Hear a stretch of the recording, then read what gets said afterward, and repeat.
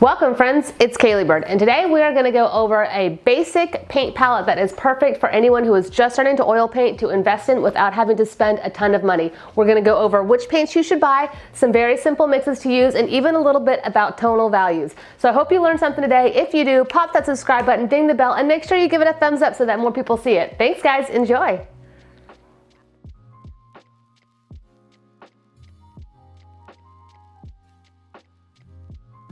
For your basic color palette, you'll want cadmium yellow, ultramarine blue, alizarin crimson, raw umber, and titanium white.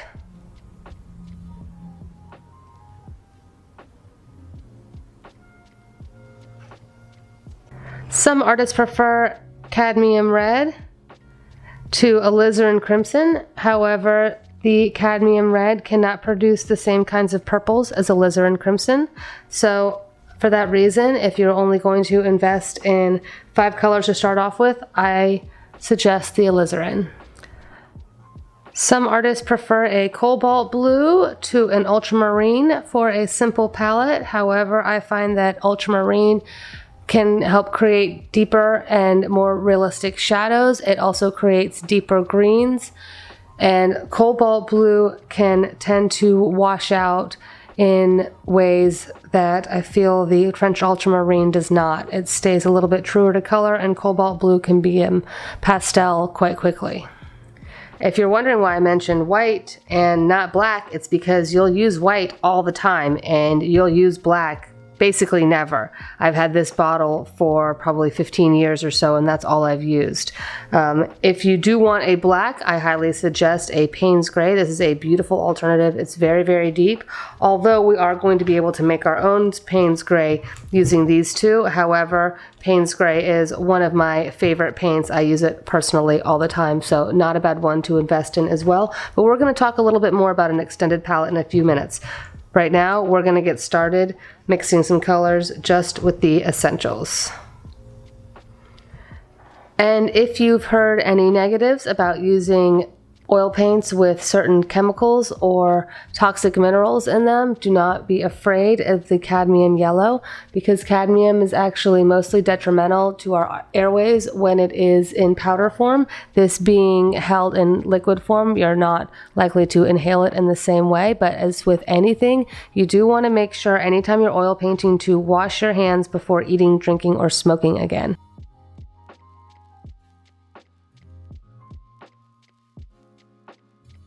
Normally when mixing paint, we want to use a palette knife with oil paints, because if you are mixing heavily with your paintbrush, you will tend to get paint stuck within the ferrule, which is where the metal meets the bristles, and it can ruin your paintbrush. So when you're mixing any kind of quantity of paint, you're going to want to use your palette knife. However, because we're going to be doing smaller demonstrations, I will be mixing very small amounts with the paintbrush. So to begin, we'll just do some very basic paint colors. Now, of course, we know that yellow and blue make green, but the reason I like this ultramarine so much is that the shades of green can vary so greatly in ways that I feel the cobalt cannot. So we can get a nice, very bright green quite easily. We can go back in and hit a very dark green. A very robust green. Now let's say that you need a green that's a bit more of an olive color, that's not quite so deep and robust. You're going to want to add a bit of brown to that. A bit of brown will counteract some of the more bold green area, so you'll add a bit of brown to bring that down, neutralize, and create more of an olive tone.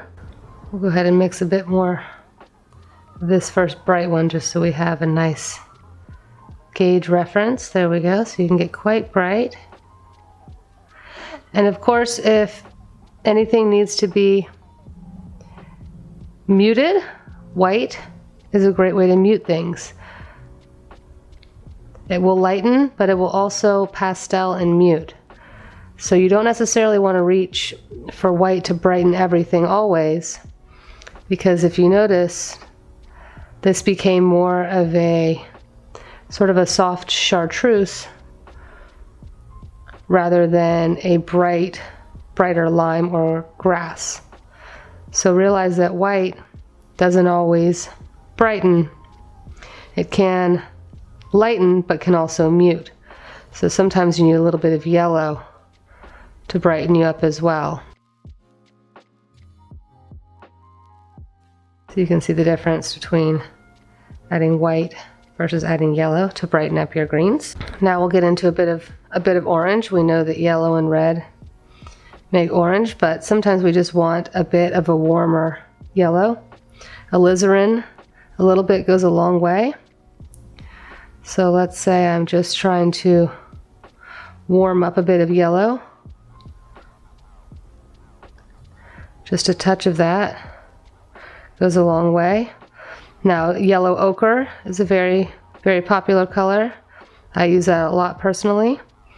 So again, we can bring in that brown a little bit, kind of mute that. That brown tends to turn it green a little bit. So if we don't want it quite so green,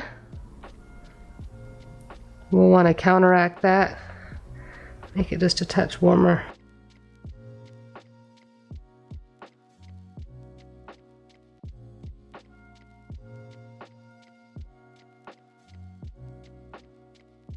Now let's make a nice bold orange, of course red and yellow, you know. And orange is really great for skin tones, both darker and lighter. There's when the darkness fades into the light, there's usually a nice bright orange glow can be found on the face. So I use orange a lot with my own artwork. More yellow, of course, makes it brighter. The red makes it a bit darker, more intense. So there's a beautiful orange for us. And if we want to have more of a deeper, darker, like more of a rust color, something that's a bit closer to a burgundy or garnet, got a nice deep rust color, and we can just keep going darker. Oh, we might have got a little brown on that one, but that is important to note that there's actually a lot of brown in red. Here we go. Just didn't need to pull that out quite so hard. So here we go, more of a garnet color. Deep brown, this is sort of a burnt sienna, and we use burnt sienna a lot, especially in skin and hair tones. Now let's go in and have a little fun with purple. Purple can be kind of a delicate color to attain because often we wind up with too much blue or red. I would say purple is probably one of the hardest colors to blend properly. And you almost always need white. Here we go, we're getting a nice purple though coming up with this. It is a bit on the warm side. Can add a little bit more blue. There we go. And with the purple, I advise adding a bit of white.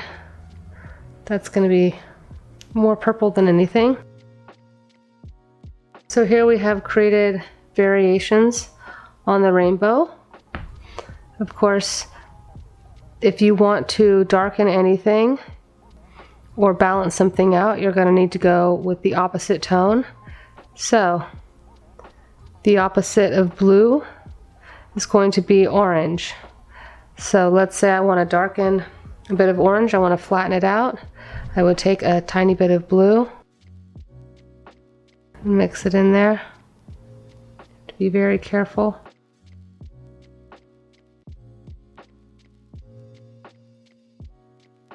I had accidentally put in a little bit too much blue there, but now you can see that it is still a very warm, sort of a fall color, but it was orange and now it's like a darker, warmer orange.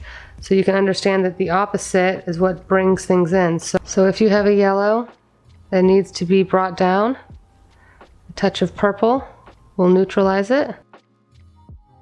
So you see it's still very much a yellow color, but because we took the opposite purple, it brings it down. It brings down its tonal value while still allowing it to remain its initial color, but it's just not quite as bright. Same thing with the red and green. Red is very bright. So if we bring in just a little bit of green on that red, it will neutralize it while still allowing it to remain red. But it will deepen it. And now we had discussed not using or needing black. Obviously I used a lot of the darker colors when trying to darken anything, and the lighter colors when trying to lighten anything, more of these two than anything. But if you want to make something very similar to black, you can use your raw umber and your ultramarine and mix them together. This basically creates a Payne's gray, which is not black, but it is very similar to it and is a richer, more vibrant version of black, something that will not wash out other colors. So you can get as dark as you need to get mixing those two. And I don't recommend necessarily shading with this, although sometimes the most intense areas can. But as you can see, it tends to take over another color. So you won't necessarily want to just shade with the darkest. You'll want to find that counterbalance where things belong to shade a little bit more effectively. Now, of course, we need to talk about tonal value a bit too. So tonal value is going to be how dark or light, or literally how much lightness or shadows is hitting any one part of your object.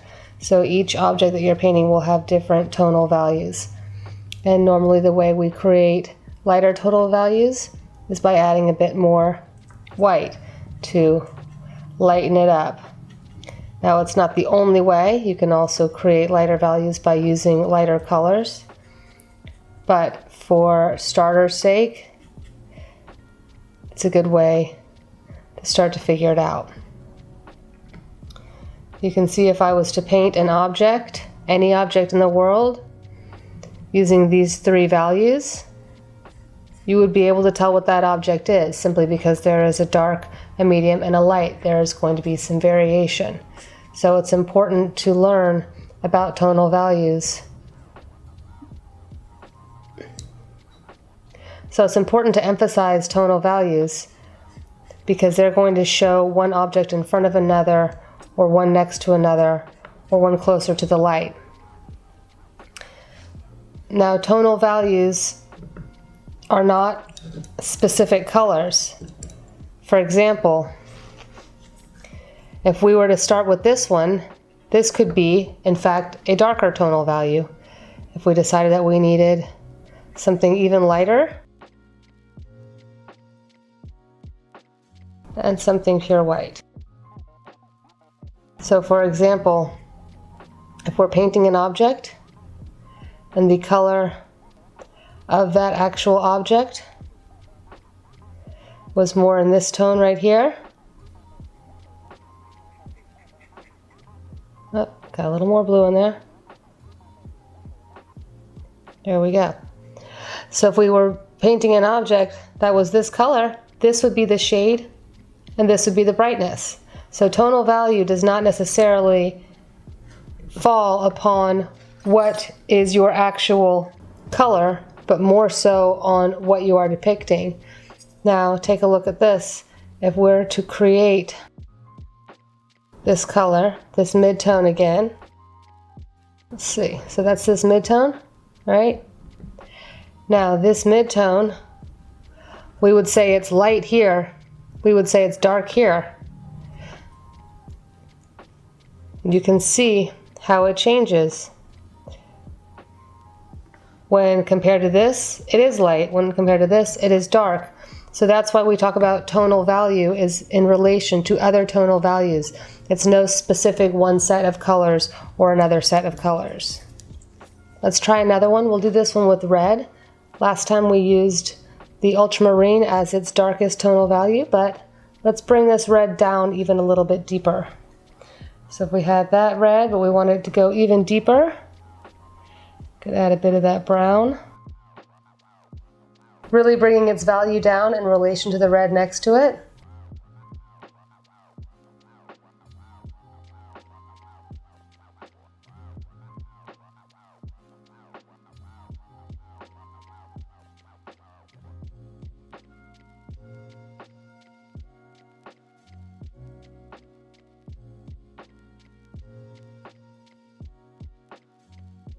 So again, in this one, this is the dark tonal value, depending on these three. However, over here, that's a lighter tonal value. Same here. You would say these two, this one is a darker one. Or in this case, you would say this one is a darker one. So it's always in relation to what other things are doing around it. And again, that mid-tone is going to be lighter than some and darker than other, because it's all about relation.